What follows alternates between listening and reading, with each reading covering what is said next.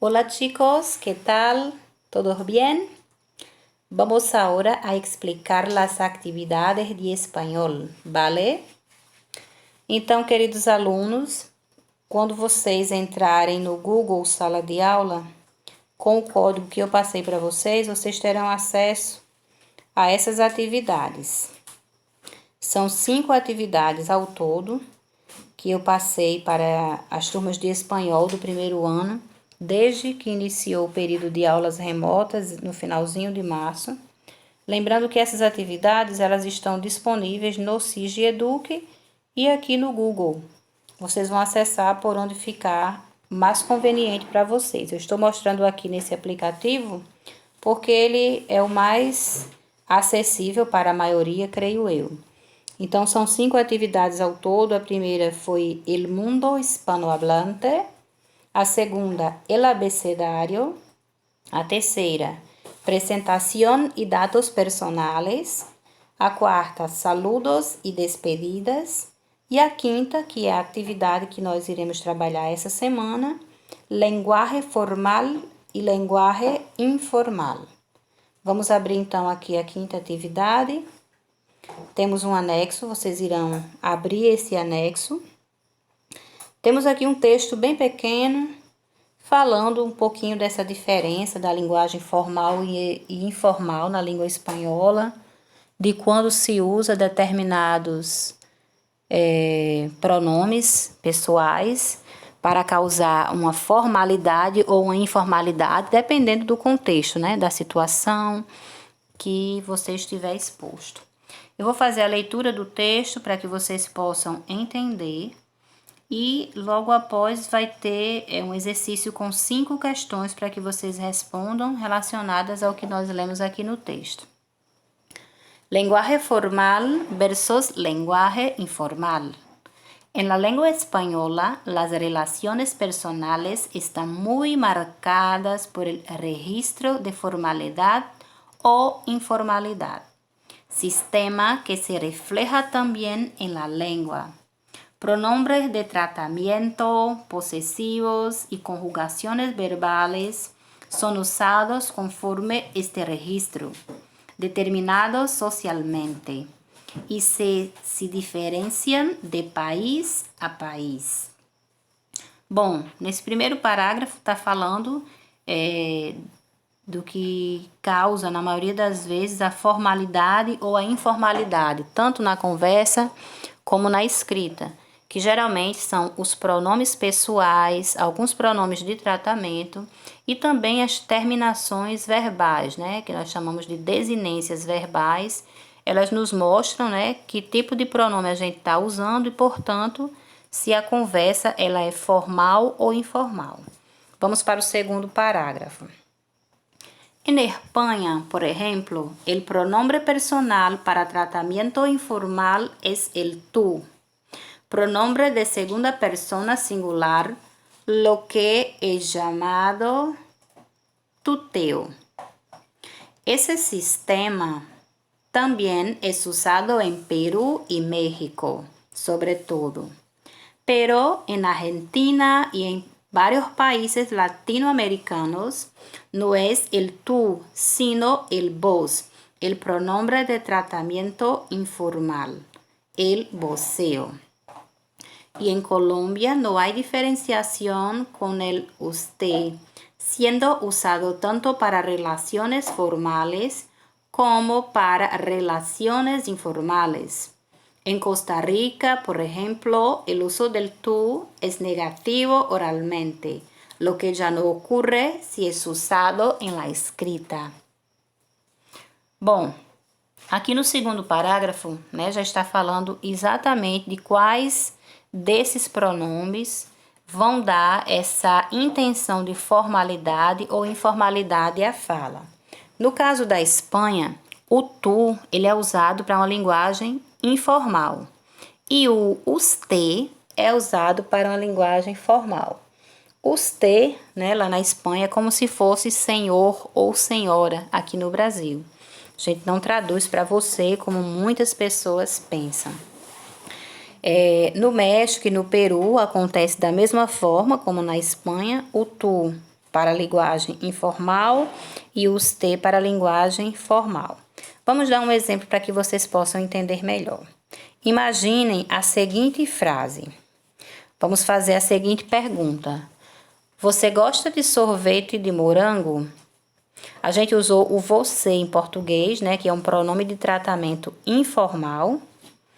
Se a gente fosse traduzir isso para espanhol, o espanhol que é falado na Espanha, que é falado no Peru e no México, a gente faria a seguinte pergunta. ¿Te gusta el helado de frutilla? Ok? Então, esse te gusta, esse te se relaciona ao tu, certo? A informalidade. Se a gente fosse fazer essa mesma frase de uma maneira mais formal, a gente diria, ¿le gusta a usted el helado de frutilla? Então, vejam que a gente acrescentou o usted, que equivale a senhor ou senhora em português, ok? Se a gente fosse falar de uma maneira informal, como se fala na Argentina ou no Uruguai, por exemplo, onde é usado el vos como sinal de informalidade, como diz aqui no texto, a frase ficaria o seguinte: ¿Te gusta a vos el helado de frutilla? Ok? Então, a gente acrescentaria o vos. Então, dependendo do país, o pronome ele pode mudar. Esse pronome que vai dar formalidade e informalidade. Mas, de forma geral, o tu e o vos são pronomes pessoais que vão dar uma intenção de informalidade à nossa fala. E o usted, ele vai ser o pronome que vai fazer com que essa conversa ou essa escrita seja mais formal.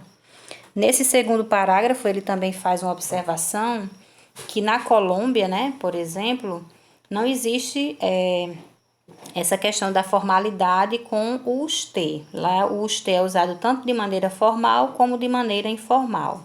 Então, tudo isso vai depender do país, mas regra geral é que o tu é informal e o usted é formal. Vamos para o terceiro parágrafo. Cuando hablamos con más de una persona, usamos vosotros. En España y ustedes en América. Este último es usado tanto en situaciones informales como formales en América.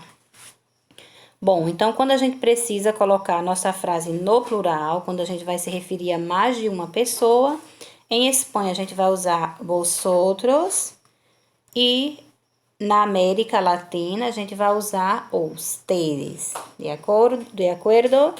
Então, por exemplo, se a frase inicial que a gente usou, você gosta de sorvete, fosse vocês gostam de sorvete, está no plural. Então, em Espanha seria vosotros, a vosotros les gusta el helado de frutilla. E se fosse na América seria a ustedes les gusta el helado de frutilla. Ok? A gente colocando a frase no plural. Próximo parágrafo. Relaciones jerárquicas en el trabajo. Relaciones de amistad familiares entre personas de edad, de posición social distintas o el grado de intimidad entre los interlocutores determinan el modo de tratamiento, si es formal o no. Para las relaciones formales, comúnmente se emplea el usted. Aquilo que eu expliquei anteriormente, né? Se uma pessoa é mais velha, se existe uma hierarquia entre você e uma determinada pessoa, a forma de tratamento vai ser usted, que é a maneira mais respeitosa, que equivale a senhor ou senhora. Próximo parágrafo. Lo que es común en el hecho de que a la primera vez que hablamos con alguien no se emplee el registro informal, salvo en situaciones o ambientes muy informales, como fiestas familiares, discotecas o escuelas, entre personas de la misma edad o del mismo convivio social. Lo aconsejable es que empleemos siempre el usted, hasta que nuestro interlocutor nos indique lo contrario, o sea, que permita que tuteemos o voceemos entre los jóvenes. Está más permitido el uso del tú ou del vos. Bom, nesse parágrafo aqui, está dando uma orientação que, inclusive, em português a gente faz também, que é quando a gente conhece uma pessoa, acaba de conhecer uma pessoa, a gente não vai tratar essa pessoa de uma forma informal, né? A não ser que aquela pessoa nos dê liberdade para chamá-la de você, aí sim a gente vai mudar o tom. Mas inicialmente, quando se conhece alguém, a forma de tratamento prioritária é o senhor, a senhora, até que aquela pessoa nos dê a autonomia, a permissão de tratá-lo de uma forma mais informal, que no caso de espanhol, e principalmente no meio dos jovens, é o tu e o vos. O tu conhecido como tuteo e o vós conhecido como voceo, ok? O último parágrafo nos diz o seguinte: sin embargo, entre algunas personas está mal visto el uso del usted, pues sería indicio de vejez o de edad avanzada. El uso del tú o del vos sería jovial y moderno. También es común en España y en Perú, por ejemplo, en relaciones entre médico y paciente, el tratamiento informal a este último, como señal de cariño. Por otra parte, el uso del usted es común quando uma madre se molesta com seu hijo.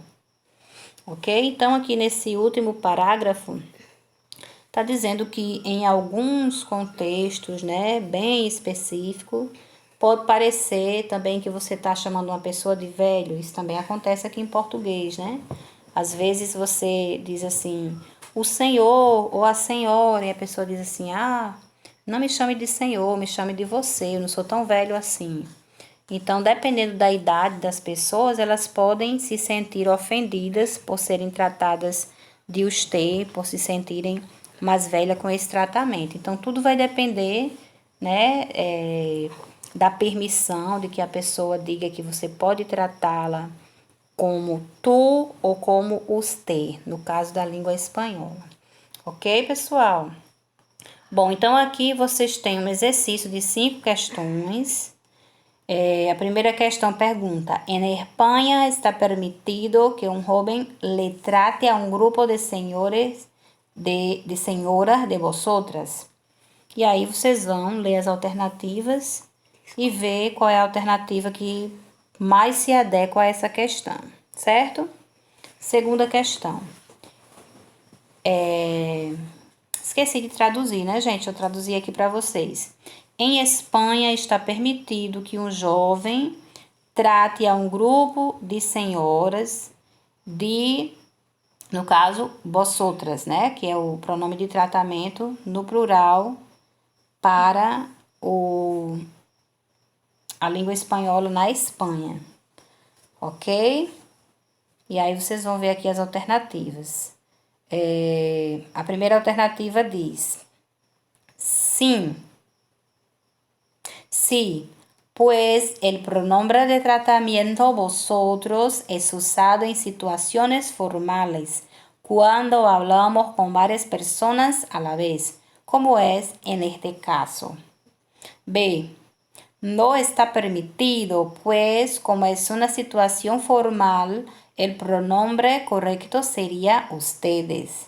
Sí, está permitido, pues usamos vosotros en situaciones informales, como esta. No está permitido, en situaciones informales como esta, usamos el tú. Sí, está permitido, pues vosotros es usado en cualquier situación en la que hablamos com mais de uma persona. Ok? Então, de acordo com o que a gente leu aqui no texto, vocês vão marcar a alternativa mais adequada. Eu não vou ler todas as questões, porque senão o vídeo vai ficar muito grande. Vocês vão procurar ler e fazer esse exercício. E caso vocês tenham alguma dúvida durante essa leitura aqui do exercício, vocês podem me perguntar. Vou estar aí no período estabelecido, aguardando as perguntas de vocês, ok? Um abraço para todos e espero que brevemente possamos nos reencontrar no ambiente escolar.